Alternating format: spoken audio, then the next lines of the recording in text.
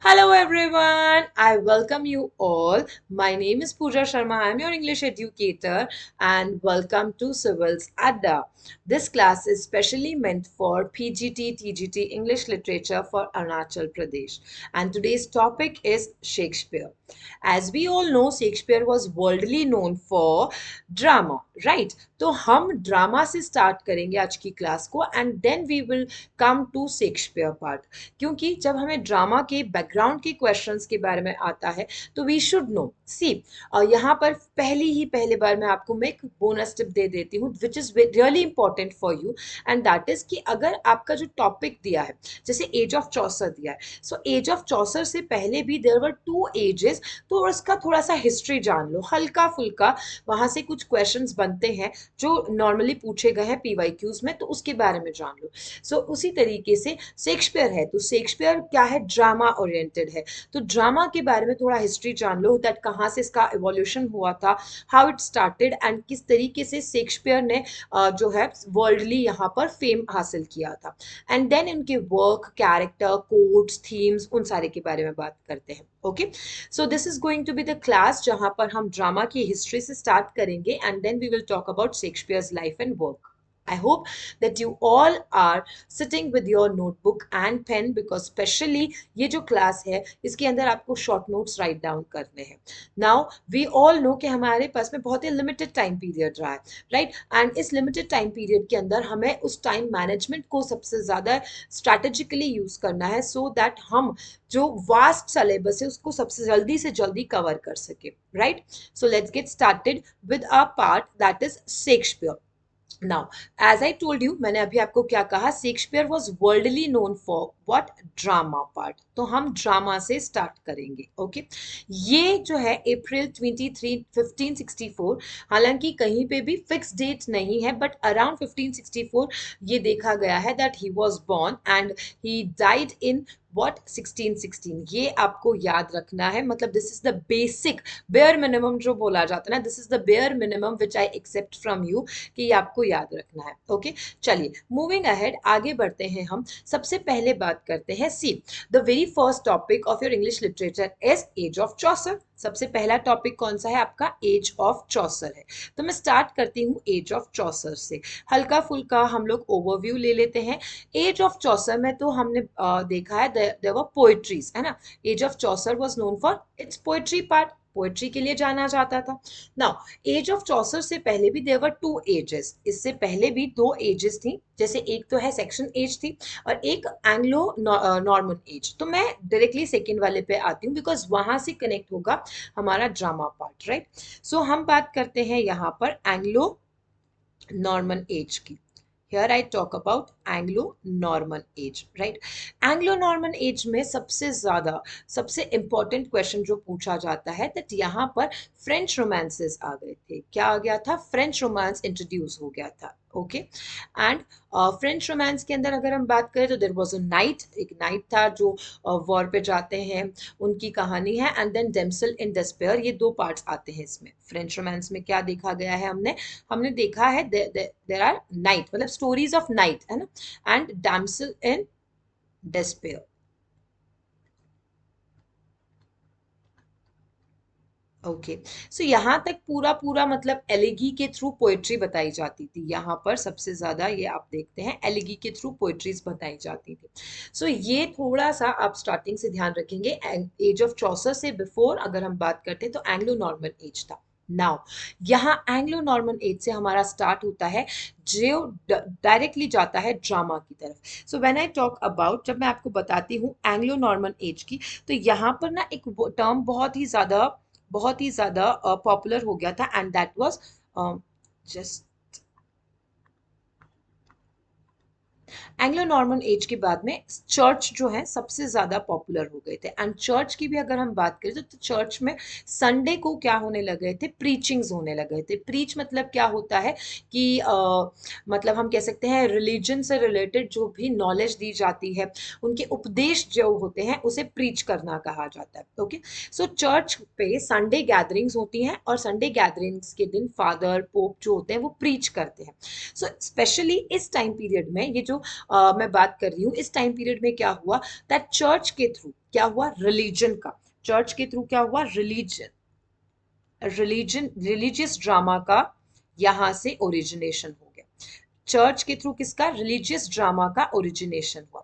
अब religious drama के लिए देयर वाज अ टर्म, एक टर्म बहुत ही फेमस है जिसे कहते हैं लिटर्जिकल ड्रामा। इसे याद रखना, I am writing it again,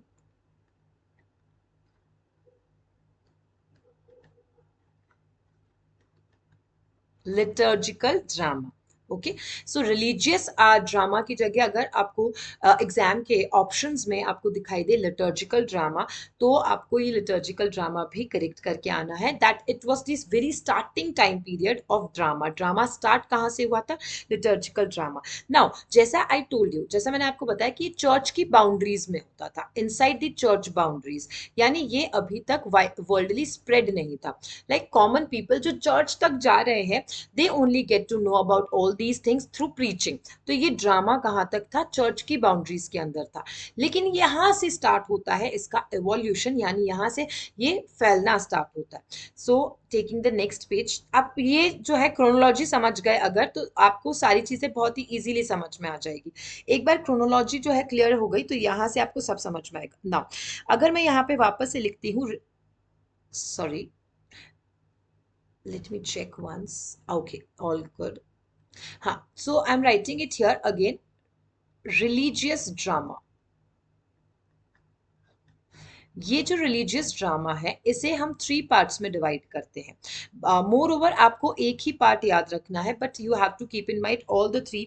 first जो रिलीजियस ड्रामा आता है दैट इज मिराकल ड्रामा। कौन सा आता है, मिराकल ड्रामा।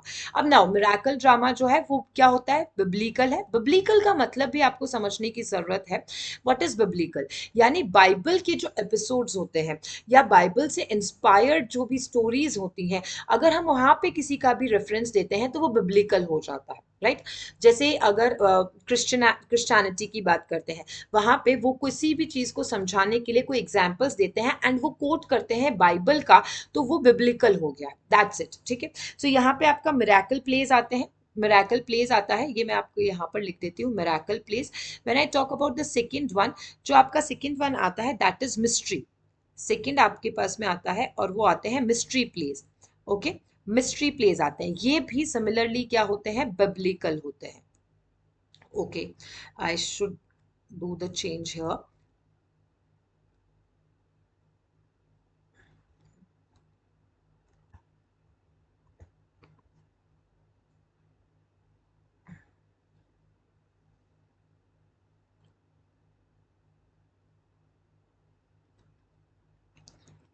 ओके, सो यहाँ पे हमने बात की मिस्ट्री प्लेस की, दैट कम्स हियर।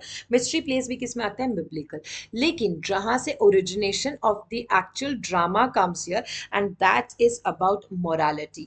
ये शुरू होता है आपका मोरालिटी, एंड मोरालिटी जो प्लेस है ये किस में आते हैं, they doesn't come under, morality वाले जो है वो बिब्लिकल में नहीं आते हैं, दे कम्स अंडर क्रिश्चियनिटी वाला पार्ट।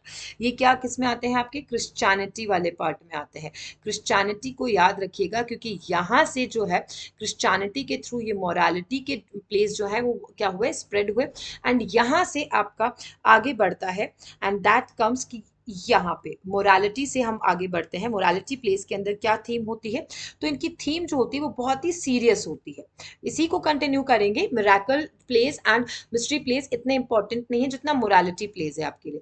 थीम इनकी ऑलवेज कैसी रही है, सीरियस थीम रही है। Now tell me, serious theme जब होती है तो थ्रू आउट दी, हम पूरे एपिसोड्स की बात करते हैं, पूरे प्लेस की बात करते हैं, तो अगर पूरा प्ले ही सीरियस होगा तो कहीं ना कहीं जो है उसके अंदर ब्रेक्स डालने बहुत ज़्यादा ज़रूरी होते हैं। एंड मोर ओवर आपने ये देखा भी है कि शेक्सपियर की कोई भी अगर आपने नॉवल, ड्रामा कुछ भी पढ़ा है, अगर आपने चाहे आपके बैचलर्स पार्ट की बात करूँ, ग्रेजुएशन की बात करूँ, चाहे आपने पोस्ट ग्रेजुएशन में पढ़ा है कहीं पे भी, तो you must have heard about या you must have seen this part की बहुत सीरियस सी जो है थीम चल रही है, सीरियस सिचुएशन है, और वहां पर कहीं ना कहीं एक कॉमिक रिलीफ दिया जाता है। एंड मोर ओवर आप देखते हैं कि एक कॉमिक कैरेक्टर बनाया ही इसीलिए जाता है, राइट।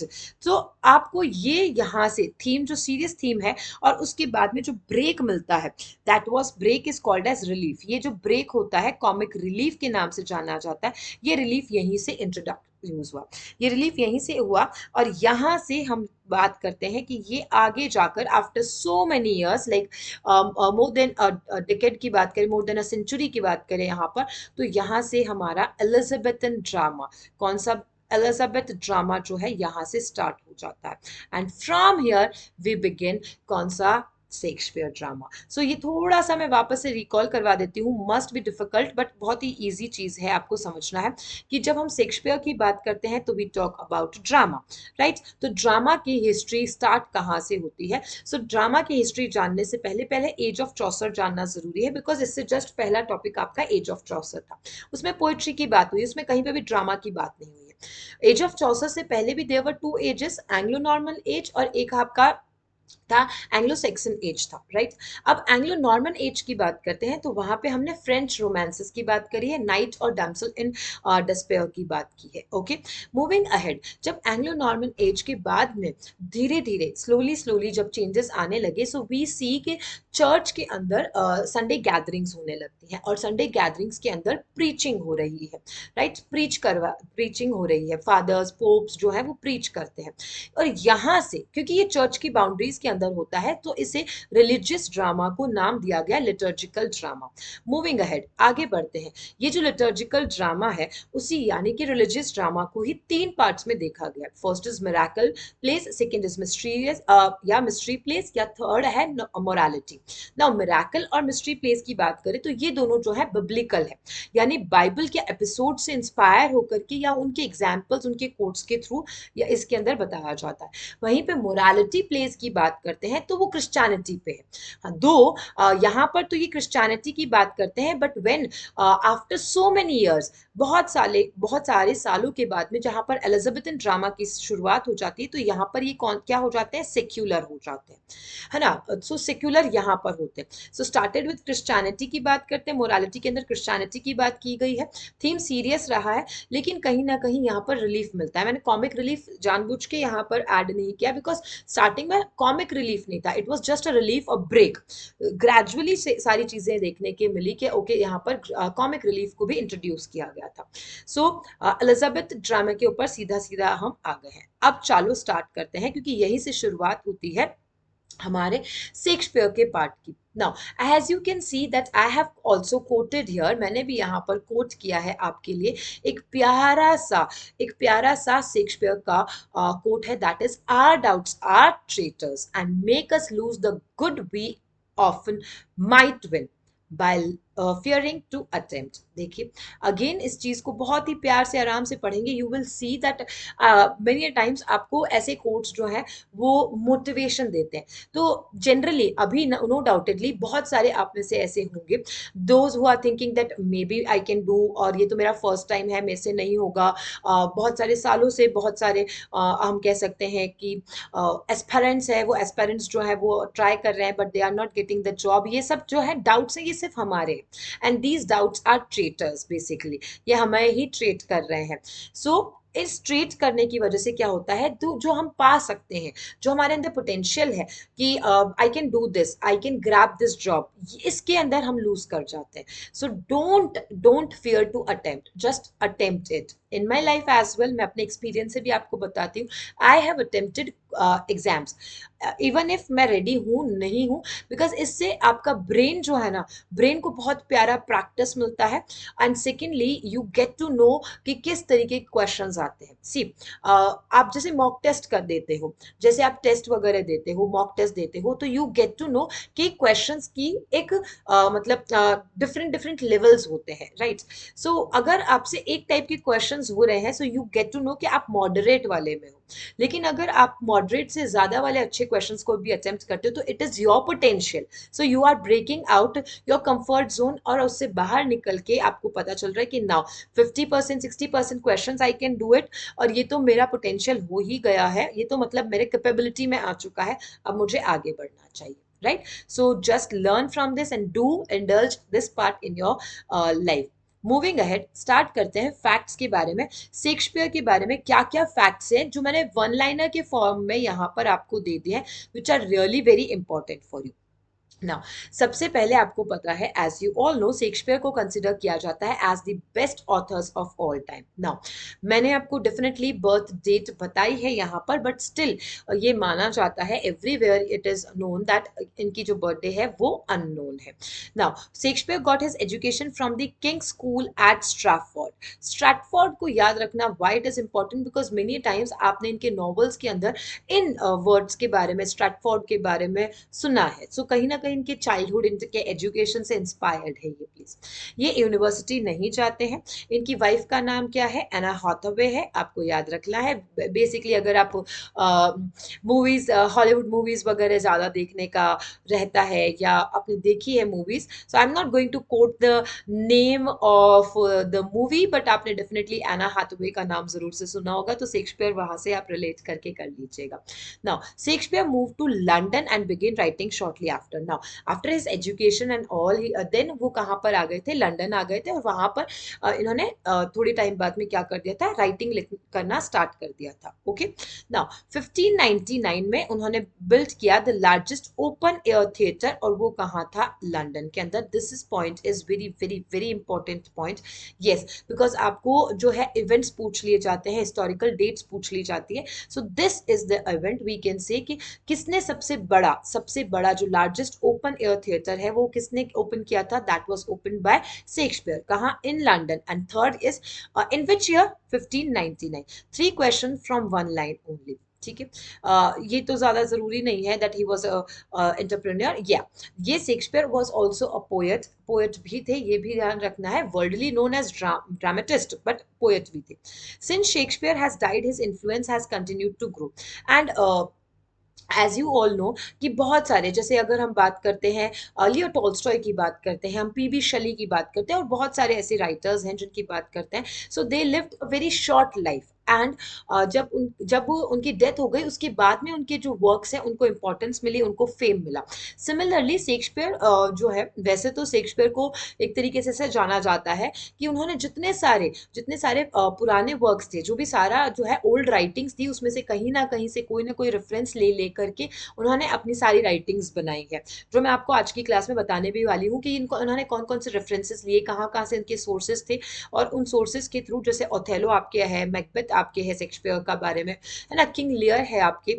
तो बहुत सारी ये जो पार्ट्स है ये आपको इनसे भी पहले, है ना, एंशियंट टाइम के अंदर हम देखते हैं कि ऑलरेडी किसी ने लिखा है, उन्हीं को थोड़ा सा मॉडिफाई करके शेक्सपियर ने लिखा। और ये बहुत ही आसान से हम कह सकते हैं, this is actually a bitter truth about Shakespeare, कि उन्होंने सारे रेफरेंसेस के थ्रू ही उन्हीं को मॉडिफाई करके लिखा है। बट हाँ, जो भी शेक्सपियर के वर्क है वो उनके डेथ के बाद में सबसे ज्यादा धीरे धीरे पॉपुलर होने लग गए थे। ओके, सो यहाँ से वन लाइनर्स में आपको मैं वापस से 4 पॉइंट्स जो है वो इसी क्लास में रिकॉल करवा देती हूँ, जो आपको याद रखना है। बाकी rest of the things you can like really do your by your self, आप अपने आप से भी कर सकते हैं। फर्स्ट इज कि उनका स्कूल एजुकेशन की बात की जाती है, तो किंग स्कूल कहाँ पे था? स्ट्रैटफोर्ड में। सेकेंड, वाइफ का नाम एना हाथवे। थर्ड जो है, इन्होंने लंदन शिफ्ट हो गए थे, एंड देन उन्होंने 1599 में लंदन में ही, जब लंदन शिफ्ट हुए, एंड आफ्टर अ वाइल 1599 में लंदन में ही उन्होंने लार्जेस्ट ओपन थिएटर जो है उसे बिल्ड किया था। ओके, चलिए moving ahead.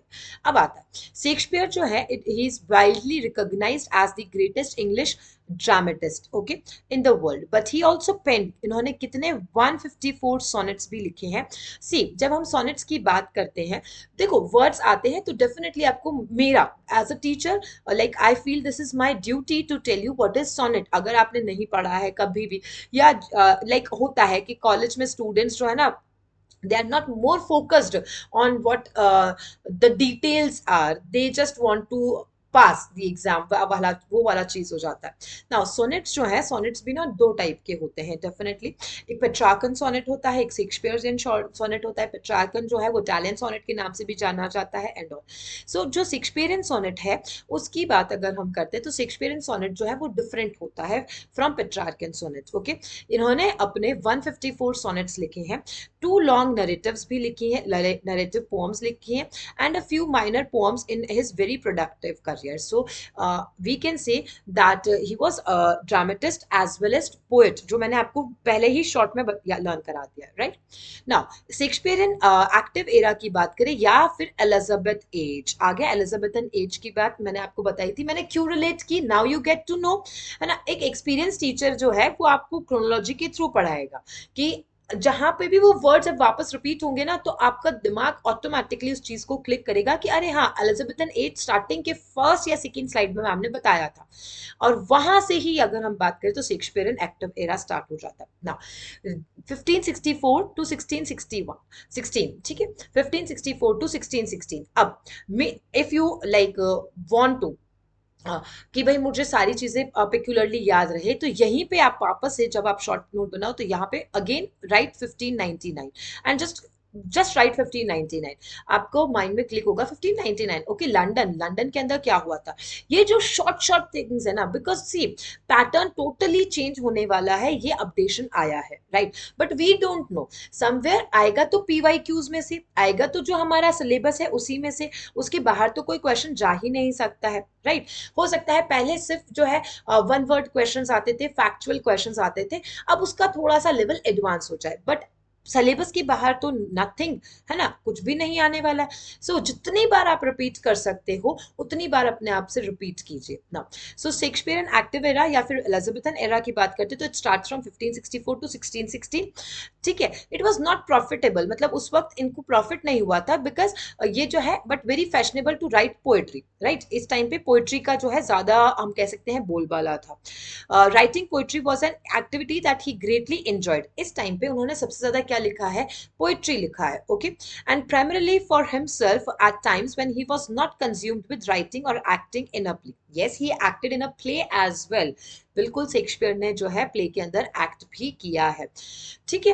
Now it also give a credibility to his talent as a writer and facilitate to enhance his social standing, a great literary personality. So basically ये चीज जो है सिर्फ आपको रीड आउट करनी है कि मोर ओवर जैसे जैसे उनके अंदर चेंजेस आने लग गए थे, he switch from poetry and then he switch to become a writer, और राइटिंग के अंदर भी इन्होंने एक अपना अलग ही जॉनर स्टार्ट कर दिया था। तो उसके बारे में बताया कि हाउ इट इवेल्युएटेड, है ना, वो कैसे इवोल्यूट हुआ था। चलिए, मूविंग अहेड, इनकी जो दो लॉन्गेस्ट वर्क्स हैं ये याद रखना वेरी वेरी वेरी इंपॉर्टेंट है। दो आपके ये सिलेबस में नहीं है, बट ये क्वेश्चन आता है एंड मोर ओवर यही इंपॉर्टेंट होता है, क्योंकि बच्चे देखो व्हाट यू डू इज कि आपके सिलेबस में जो है आपने वो रीड किया ओनली, बट क्वेश्चन जो है उनके बैकग्राउंड से आ गया। सो बैकग्राउंड से क्वेश्चन आ गया कि शेक्सपियर के दो लॉन्गेस्ट वर्क्स में से एक कौन सा है, right? So which of the following from the options, right? So which of the following is the longest work of Shakespeare? So you have to keep in mind that the first is Venus and Adonis and the second one is the Rape of Lucrece. Okay, ये दोनों आपको याद रखना है, very important, Venus and Adonis and the second one is the Rape of Lucrece. Okay, ये जो है both the poems these were dedicated to the Honorable Henry Worsley, yes, an Earl of Southampton, who seems to have acted as patron benefactor of Shakespeare's work for a brief time. Very important name यहाँ पर आपके पास में आता है, that's why मैं यहाँ पर इसे लेके भी आई। एंड आपको देखो अब you will get to know through my notes only कि किस तरीके से सारी चीजें इंटर रिलेट हो रही है। टू लॉन्गेस्ट वर्क्स है, ठीक है, keep in mind to longest work है, कौन सा है? विनस एंड एडोनिस है, second one is the rape of Lucrece है। ये जो दोनों पोएम्स है इन्होंने किसे डेडिकेट की थी? तो डेडिकेट की थी ऑनरेबल एंड्री व्रेथल्सले को करी थी, ठीक है। अब ये कौन थे? तो ये अर्ल ऑफ साउथहैम्पटन थे। नाउ इनकी अगर हम बात करें तो इन्होंने शेक्सपियर के लाइफ में एक टाइम पे बहुत ज्यादा like he acted as a patron, उन्होंने उसे पेट्रॉन की तरह ट्रीट किया था। So he had a very important role in Shakespeare's life, okay. So यहाँ से सिर्फ अगर आपको एक वर्ड हेनरी भी याद आता है, अर्ल ऑफ साउथहैम्पटन भी याद आता है, तो you can go directly to, मतलब घुमा देना सारा सारा एकदम वेब फैला देना कि अच्छा इनको डेडिकेट की थी, there were two poems like that, okay. चलिए, मूविंग अहेड, नेक्स्ट पे हम चलते हैं। ये जो दोनों पोएम्स हैं उनके बारे में थोड़ा सा और डिटेल में बात कर लेते हैं कि ये जो दोनों पोएम्स हैं वो बेसिकली किसके बारे में है, क्या है, little bit of that. So both these poems comment on the degeneracy of unsolicited sexual advances and exhibiting themes of uncontrollable lust, guilt, and moral confusion. Now, ये मोरालिटी वाली बात से यहाँ पर आपको याद आ जाएगा कि मोरालिटी से हमने क्रिश्चियनिटी की बात की थी कि उसमें क्रिश्चियनिटी के बारे में आया, एंड समवेयर वहां पर ये सारे टॉपिक्स उस वक्त उस सोसाइटी के अंदर सबसे ज्यादा थे, जिसको इंस्पायर होकर के, जिसे इंस्पिरेशन लेकर के हम कह सकते हैं शेक्सपियर ने राइटिंग किया था। अब थोड़ा सा जान लेते हैं कि वीनस एंड एडोनिस के अंदर क्या था। तो एक इनोसेंट एडोनिस थे, must rejected the sexual advances of Venus, right. तो आपको पता ही चल गया है ये सारी चीजें। वहीं पे अगर हम बात करें कन्वर्सली रेप ऑफ ल्यूक्रेसी के बारे में, so honourable and virtuous wife थी Lucrece, and she was raped, she is raped a character overcome with lust. Again यहाँ पर इन दोनों का पार्ट आता है लस्ट से रिलेटेड, राइट। ड्रामा की बात करते हैं, अगर हम शेक्सपियर की बात करते हैं तो लव एंगल तो आपको ऑलवेज दिखेगा, एंड लव कि नेक्स्ट अगर हम स्टेज की बात करते हैं तो हम देखते हैं लस्ट। सो ये दो जो है ये फेवरेट थीम्स रही हैं कहीं ना कहीं शेक्सपियर की। So you will find love, you will find female characters, more over सबसे ज्यादा जो इंपॉर्टेंट होते हैं वो इनके फीमेल कैरेक्टर्स होते हैं। सो आप यहाँ पर भी इनके दोनों इन पार्ट्स में देख सकते हो। तो लस्ट के बारे में बात किया इन दोनों पोम्स में, वीनस एंड एडोनिस में, या फिर अगर हम द रेप ऑफ ल्यूक्रेसी की बात करें उसमें लव है, उसमें हीरोइंस हैं, फीमेल कैरेक्टर्स जो है वो मेन है। Okay, the dedication to Wriothesley is much warmer in the second poem, and that is suggesting a deepening of their relationship and Shakespeare's appreciation of his support, because वो patron थे, उन्होंने इन्हें जो है बहुत सपोर्ट किया था, सो इसीलिए इन्होंने इसे डेडिकेट की थी दोनों पोम्स को। मूविंग अहेड, आगे बढ़ते हैं हम। लिटरेरी फेजेस जो बहुत इंपॉर्टेंट पार्ट आता है, यहां से अब एक भी पॉइंट छोड़ना नहीं है। Okay, be peculiar and please honestly रहेंगे आप अपने साथ में, right. So must tell you that आप ही में से जो है वो एक सीट ग्रैब करेगा, राइट। आप ही में से कोई ना कोई जो आपकी वैकेंसी निकली है उसमें से एक सीट ट्राई करेगा, एक सीट को ग्रैब करेगा। Okay, now the approach is different, मैं वही हूँ, ये क्लास भी वही रहेगी, बट वो जो स्टूडेंट यहाँ पर एक वो स्टूडेंट है जो ऑलरेडी उसे पता है मुझे क्या पढ़ना है, किस तरीके से पढ़ना है, या टीचर जो बोल रहे हैं उसे फॉलो करना है, उसी तरीके से पढ़ना है, वहां पर उसकी अप्रोच डिफरेंट हो जाती है। एंड एक जो सोचता है अभी सिर्फ सुन लेता हूँ एंड देन उसके बाद में मैं बाद में करूंगा, तो वो बाद में कभी आता नहीं है, never it comes. Okay, never it comes. So remember this is the important part, and here if your teacher is saying important है तो यहां से आपका इंपॉर्टेंट पार्ट आता है। देखो मैंने प्रीवियस वाले में कहीं पे भी इंपॉर्टेंट नहीं बताया, राइट। प्रीवियस वाले स्लाइड में मैंने कहीं पे भी नहीं बताया, मैंने जस्ट लव एंड लस्ट बोला जो आपको भी पता है। If you have read Shakespeare's works तो you all know that female characters है, लव है एंड लस्ट के बारे में बात की, बट लिटरेरी फेजेस जो है वो सबसे सबसे सबसे इंपॉर्टेंट है। Starting with the very first part, देखो फर्स्ट पार्ट कौन सा आता है, अर्ली फेज का आता है, टाइम लाइन भी याद रखना है, 1589 से 1595। ओके, यहाँ पर एक्सपेरिमेंट्स एंड कॉमेडीज की बात की है।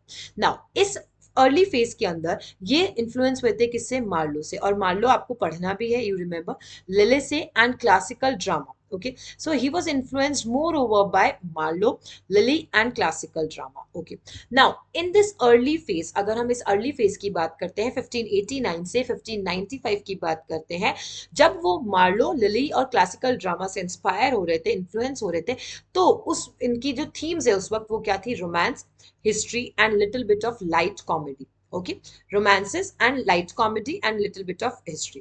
Now अर्ली फेज के अंदर yes this question comes कि 1589 से 1595 के बीच में, okay, so which of the following work of Shakespeare is written between 1589 to 1595, or the question can be asked in this way, या फिर question ऐसे भी पूछा जा सकता है, which of the following works of Shakespeare was written in his phase 1 और early phase।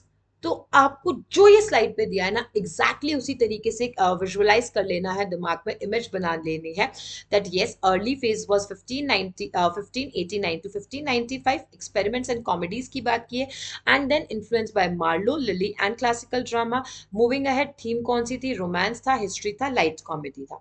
Important works की अगर हम बात करें तो हेनरी सिक्स्थ ट्रायोलॉजी की बात है, देन हम बात करते हैं टिटस एड्रोनिस की बात की गई है, कॉमेडी ऑफ एरर्स, ये इंपॉर्टेंट है, कॉमेडी ऑफ एरर्स वाला पार्ट याद रखना, the two gentlemen of Verona की बात याद रखना, लव लेबर एंड लॉस्ट ये याद रखना। रखना है, ये तीनों आपको इंपॉर्टेंट याद रखना है। हेनरी ट्रायोलॉजी ये आपको याद रखनी है अर्ली फेज के अंदर, okay. Then comedy of errors, two gentlemen of Verona, love labour and lost and Richard the third, okay. ये सब अर्ली फेज में लिखा है शेक्सपियर ने। Theme romance and light comedy. Let's move ahead, आगे बढ़ते हैं हम। नेक्स्ट फेज आता है, that is somewhere a mature phase. ये आपका कौन सा है, सेकंड फेज है और ये मैच्योर फेज कहलाता है।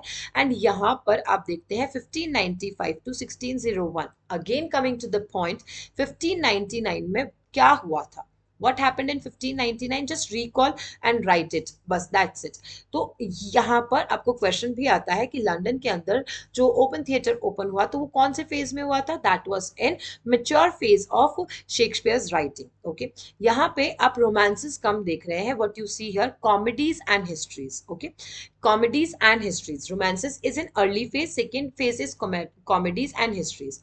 themes of love, mistaken identity, very important, very very important, mistaken identity and strong heroines। तो strong heroines का अगर हम बात करते हैं कि कब आना स्टार्ट हो गया था in the writings of Shakespeare, mature phase यानी कि इसे फेज 2 में बात करते हैं, ओके। मिस्टेकन आइडेंटिटी भी इसी टाइम पे बात करते हैं। So if you no Romeo and Juliet अगर आपने पढ़ा है तो डेफिनेटली, या फिर आपने ये पढ़ी है much ado about nothing, you know about this mistaken identity and strong heroines का इंट्रोडक्शन यहाँ से हो गया था। More mature and psychological depth यहाँ पर देखा जाता है। As you see mature phase नाम इसीलिए दिया गया क्योंकि यहाँ पे जो वर्क होने स्टार्ट हो गए थे, the writings which he had in this phase, they were all mature and somewhere it impacted on psychological, और we can say कि शेक्सपियर ने जो राइटिंग्स की थी उसके अंदर कैरेक्टर्स को ना डीप में डिटेल में बताना स्टार्ट कर दिया था, राइट। पहले कैरेक्टर्स जो थे वो क्या थे, एकदम हम कह सकते हैं कि शैलो वाले थे, डीप नहीं थे, okay. Whatever they want to do they are doing, there is no purpose behind और the character doesn't even know himself कि कौन है वो। बट यहाँ पर साइकोलॉजिकल डेप्थ मिलता है, यानी वी लर्न थ्रू कैरेक्टर्स कि इस टाइप के ट्रेट्स हैं कैरेक्टर के अंदर, इस टाइप की कैरेक्टरिस्टिक्स है इस कैरेक्टर की, एंड इस तरीके के उनके जो है पैटर्न्स है। सो ये कब आना स्टार्ट हुआ, मेच्योर फेज में, ओके। इंपॉर्टेंट वर्क्स की अगर हम बात करते हैं तो इंपॉर्टेंट वर्क्स में सबसे पहले a midsummer night dream, then Romeo and Juliet, the merchant of Venice, much ado about nothing, and Henry fourth part 1 and 2, Henry fifth and 12th night। So I must tell you this is important for you, then this is important for you, a merchant of Venus भी important है and much ado, okay. These are important, definitely keep in mind. Now देखिए Henry fourth यहाँ पर start हुआ है, अब यहाँ से कनेक्ट कीजिए कि हमने रिचर्ड थर्ड और हेनरी सिक्स्थ की ट्रायोलॉजी यहाँ पे पढ़ी थी, ओके। सो इस तरीके से रिलेट किया एंड जस्ट मूव अहेड, उससे आगे आप पढ़ेंगे, okay.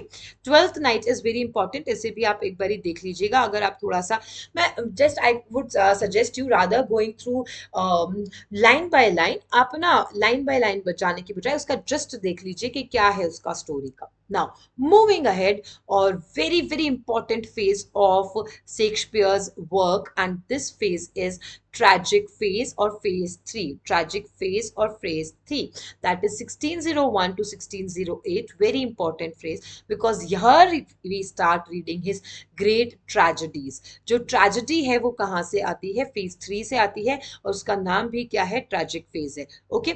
Now most intellectuality and emotionally profound works are found here।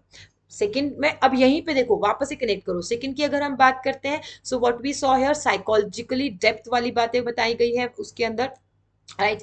यहाँ पे इंटेलेक्चुअल बातें बताई गई है, इमोशनली प्रोफाउंड वर्क्स बताएं, like Hamlet, oh my God. So आपके हैमलेट है, आपके ओथेलो है, किंग लियर है, मैकबेथ है, ये तो आपको पता ही होने चाहिए and these are must to be remembered with their characters, with their quotes, with their themes, ये तो आपको बाय हार्ट होने चाहिए। And I will help you out कि किस तरीके से कौन से कोट्स आपको लर्न करने हैं, कौन से कैरेक्टर्स को आपको याद रखना है, मैं डेफिनेटली आपका पूरा पूरा इसमें हेल्प करूंगी, ओके।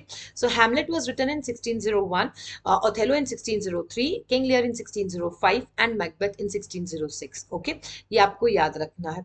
जूलियस सीजर भी इसी टाइम पीरियड में है एंड एंटनी एंड क्लियोपेट्रा भी इसी टाइम पीरियड में, okay. so this is the tragic phase, or tragic phase is very very very important. Just let's now compare it again. Phase one की बात करते हैं, phase two की बात करते हैं, फेज थ्री की बात करते हैं, because the last age is going to be phase fourth which is final tragic comedy. Okay, tragedy भी है एंड कॉमेडी है, तो it is going to be a mixture of one two and three, right. Because अगर हम first की बात करते हैं तो what we saw here, first के अंदर हमने क्या देखा था, that it was little bit of experiments and comedies. Okay, second की अगर हम बात करते हैं तो second here we got to know about the theme of love and strong heroines बात आती है, थोड़ा मेच्योरिटी एंड साइकोलॉजिकली डेप्थ वाला पार्ट आता है, राइट. एंड थर्ड में क्या आ जाता है, ट्रेजेडीज आ जाती है. अभी ट्रेजेडी एंड कॉमेडी उन दोनों का मिक्सचर होगा किसमें, फोर्थ में होगा. सो बिफोर दैट आपको यहाँ पर इस तरीके से तीनों पॉइंट्स को रखना है. Okay, you will just do like a chart part, आपको रखना है तो आप रख सकते हैं that it was somewhere immature part और experiment part. Okay,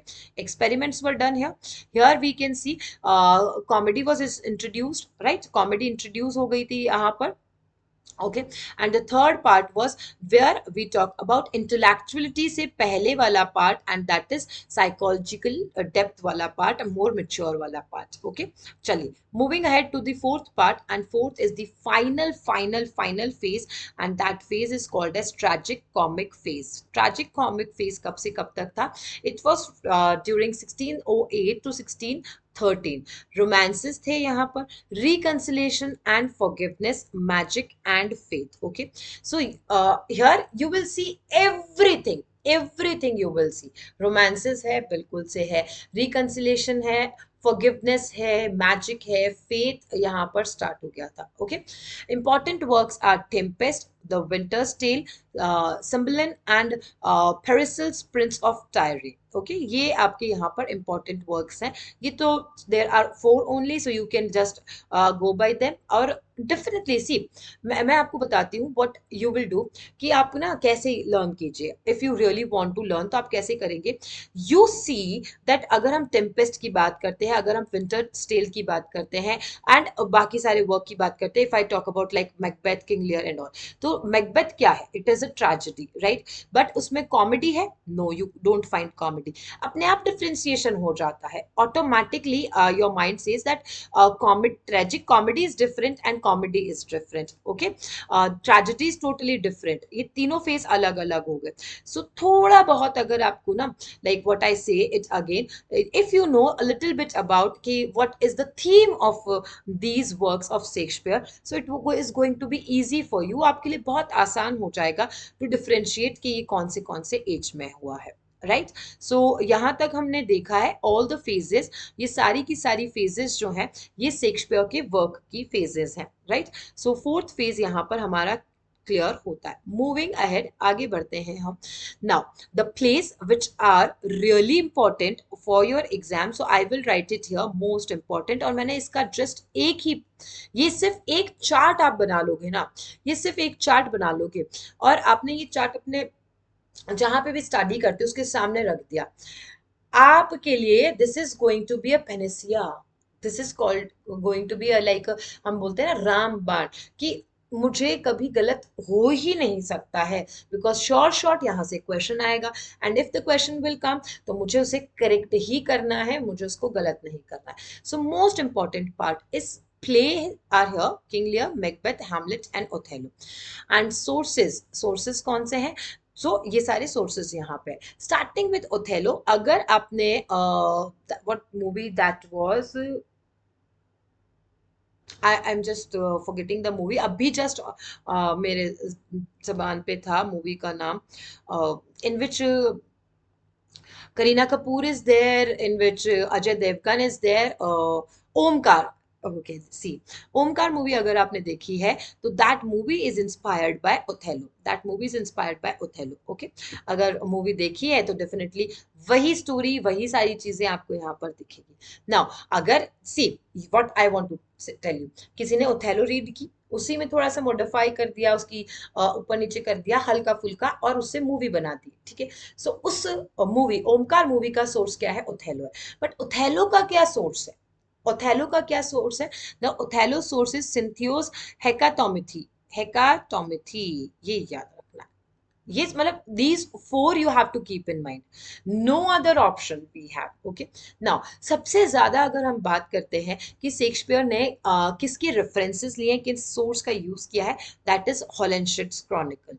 हॉलनशिट्स chronicle. But see, अब क्या होता है, what is the silly mistake which I have seen students doing, और मैं इसीलिए चाहती हूँ कि आप वो बिल्कुल ना करें, कि हॉलनशिट क्रॉनिकल्स जो है ना, वो वर्ड आपने इतनी बार देखा होता है, सो कहीं ना कहीं वो ओवर शैडो करता है सिंथियोस हेकाटोमेथी को, कहीं ना कहीं वो जो है ओवर शैडो कर देता है, जैसे हम बात करते हैं दूसरे सारे जो भी सोर्सेज हैं जो कि हम आगे देखने वाले हैं, right. So examiner plays more over with this part, वो आपके दिमाग के साथ खेलते हैं, right. As if you have heard about the very famous dialogue of Shahrukh Khan, ye 70 minute of Chak De India, right? So similarly, when you are sitting in your exam, right? Uh, मेरे experience से बात करूँ या मैं जो भी student से connected रही हूँ, उनके किन्हीं स्टूडेंट्स का इंटरव्यू लिया है, मैं उन सारी चीज़ों की बात करूँ, वट आई गॉट कि सबका जो मेन पार्ट है जो बताना चाहते हैं, इट इज कि आप कितना पढ़ के गए हो डजेंट मैटर, अगर वो जो एग्जाम टाइम पीरियड के अंदर आपने उस क्वेश्चन को डिकोड नहीं किया है और वहां पर आपका ब्रेन जो है आपको हेल्प आउट नहीं कर रहा है, doesn't matter. So that's why I am telling you कि अब जैसे यहाँ पर उस चीज को बताती हूँ किस तरीके से. अब आपने हॉलनशिट क्रॉनिकल्स इतनी बार देखा, okay.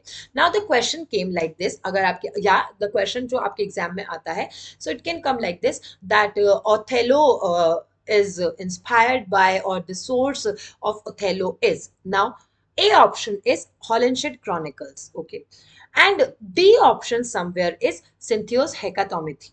Now, what you will do? आपका दिमाग वहां पर, बिकॉज आपने उस वर्ड को इतनी बारी देख लिया, Holinshed's chronicle, Holinshed's chronicle, definitely your brain will say कि ये ऑप्शन है, डू दैट करेक्ट ओनली, है ना, उसी को करेक्ट करना है, यही करेक्ट होगा हमारा, right, and you will do that.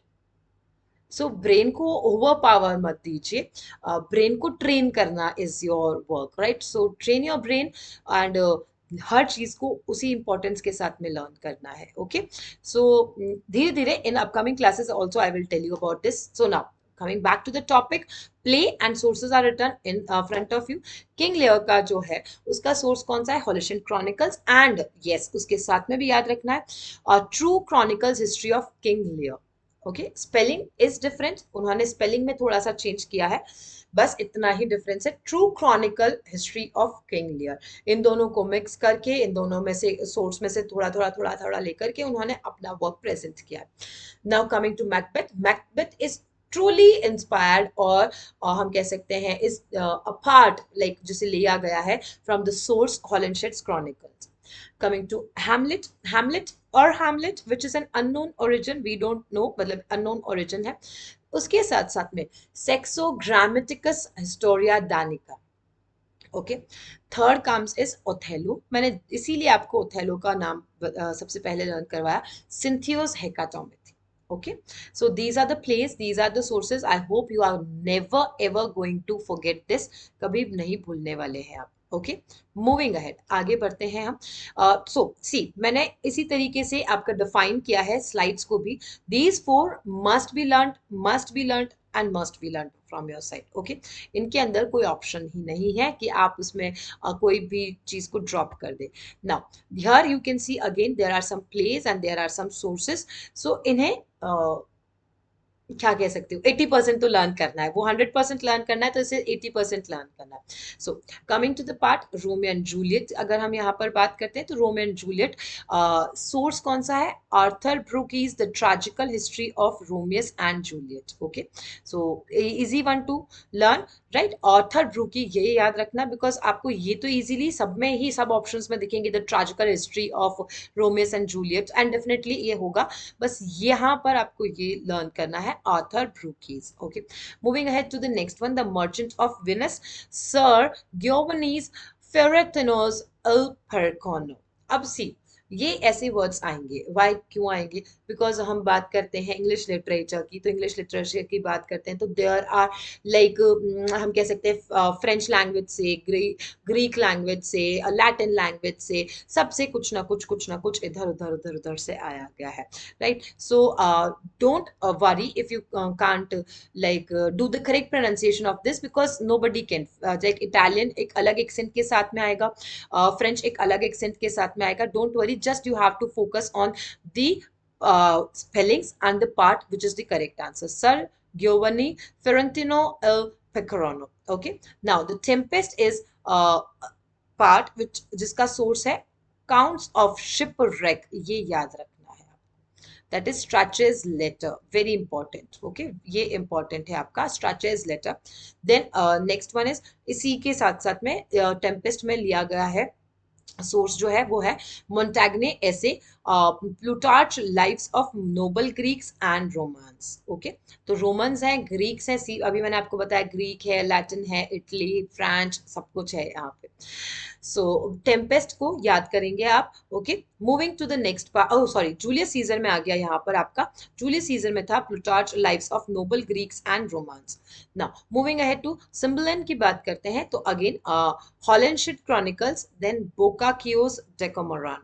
Okay, थोड़ा सा डिफिकल्ट होगा but you will do once twice thrice, जब आप 3 बार 4 बार से पढ़ लेंगे तो हो जाएगा. Antony and Cleopatra, Plutarch lives, then taming of the shrew नहीं लर्न करेंगे तो भी चलेगा but Supposes by George Gascoigne. चलिए moving ahead now important works and with their key points because आपके 4 वर्क इंपॉर्टेंट है. ओके, ये चारों वर्क को मैंने इस तरीके से बहुत ही शॉर्ट में आपके पॉइंट्स बनाए हैं. So these are the points which आपको मतलब ऑन योर फिंगर टिप्स होने ही चाहिए कि अगर कहीं पे भी इफ आई से इन upcoming classes if I say that okay Hamlet, तो ठक ठक ठक ठक ठक all the points which are written here आपके दिमाग में आना चाहिए कि Hamlet the very first point is soliloquies है. ओके, स्पेशली सोलिलोकी कहाँ पे, टू बी और नॉट टू बी वाले पार्ट में. थीम की अगर हम बात करें तो हैमलेट का थीम क्या है, तो रिवेंज है, मैडनेस है एंड प्रोकास्टिनेशन है. कैरेक्टर्स कौन कौन से हैं, हैमलेट है, क्लाउडियस है, गर्ट्रूड है एंड ओफिलिया है. तो इस तरीके से आपके पास में आना चाहिए. थीम है, देन आपके सबसे पहले कैरेक्टर्स आने चाहिए आपके दिमाग में, एनी वर्क जो आपके इंपॉर्टेंट है शेक्सपियर के. दो 4 works which I am talking about, again Macbeth है, हैमलेट है, ओथेलो है and one you are going to tell. Okay, so characters and themes and especially any quote which is very important. जैसे यहाँ पर soliloquy है, to be or not to be वाला part है, तो ये quotes को, इन लाइन्स को, इन डायलॉग्स को पक्का पक्का आपको कर लेना है. Okay, it should be by your heart. Okay, so theme इसमें हैमलेट में रिवेंज, मैडनेस एंड प्रोकास्टिनेशन बताई गई है.